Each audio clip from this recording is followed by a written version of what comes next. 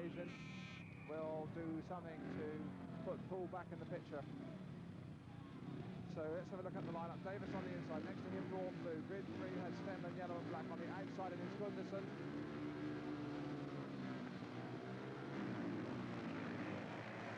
And up to the corner, Davis gets squeezed out, and so too did Stenlund, and Rawn was the one who did the damage.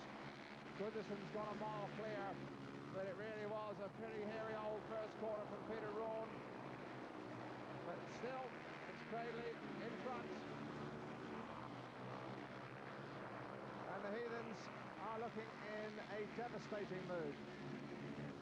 They seem to have an extra gear compared to the Dorset visitors.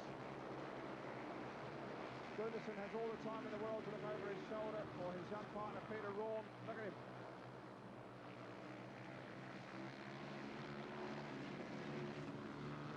Well, we can but conjecture if we're going to see a bit of history, because Gunderson really is coasting. There's going to be another maximum heat win. It's difficult to see where Poole can get any joy from it, as Michael Lee can come out and turn on his particular brand of Stardust. We might have a record score here. Gunderson wins heat 4. Second place is Rawn. Third is Davis. All the action on the first corner there. We'll have a look at that again and just see where the elbows were flying. Well, the rider to watch is the one in blue in grid 2, Peter Rawn, because he demolishes both the Pirates' chances in one movement. As we get to the first corner, you see Gunderson is clear. Davis runs into Rawn on the inside, and he humps Rawn over, who in turn knocks Stenlund out of the way. And from then on, it was another Cradley 1-2. Well, if there is to be a man to do something about the situation for Poole, it should be Michael Lee.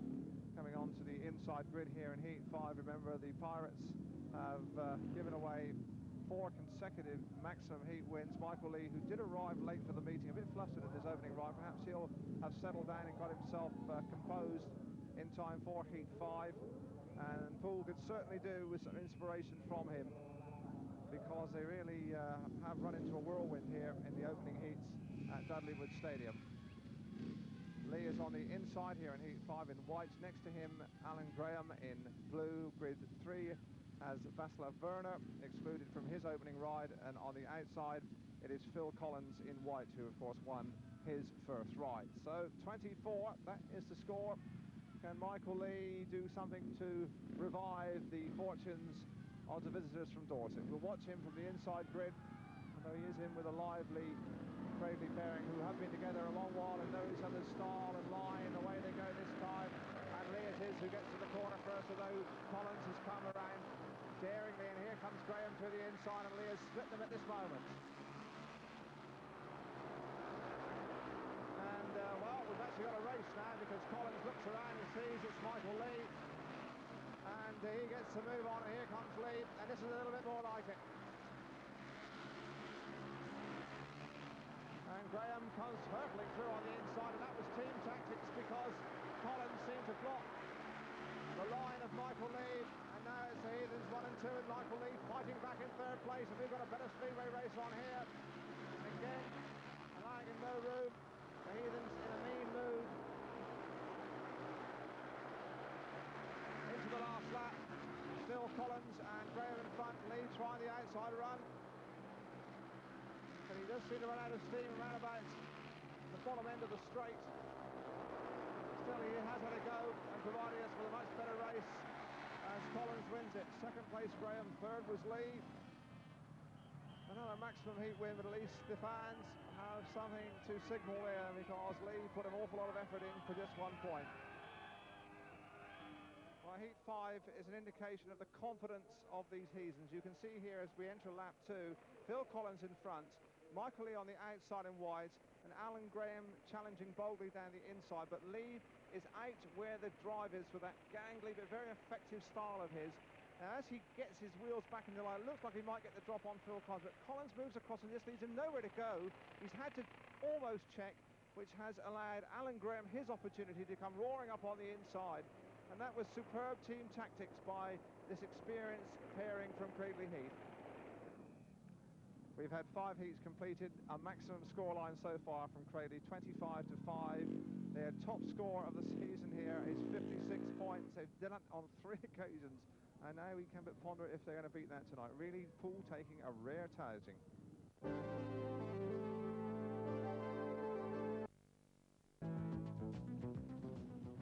Moving on into heat 6 with John Davis on the inside, and we recall that he was pretty unceremoniously bundled out in his first ride. I don't think I'll make that kind of mistake again. He's on the inside here in white.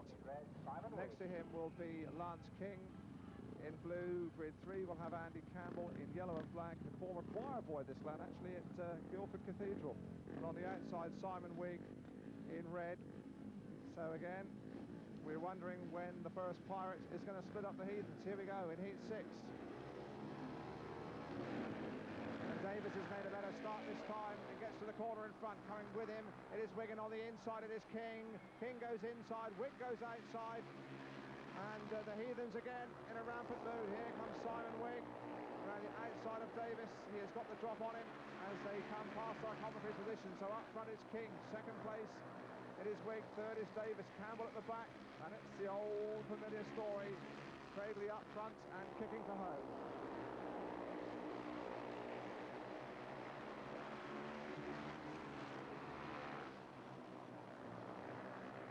Well, Lance King, protege, of course, of Bruce Pennell, really has grown in maturity and stature in this only his second season in British Speedway.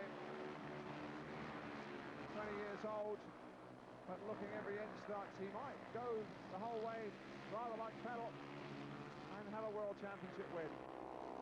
Certainly in complete command of heat number 6. The win for King. Second place was Wigg. Davis, who just flourished briefly in the opening lap, is in third place, and the Cradley steamroller continues apace now, 30 points to 6.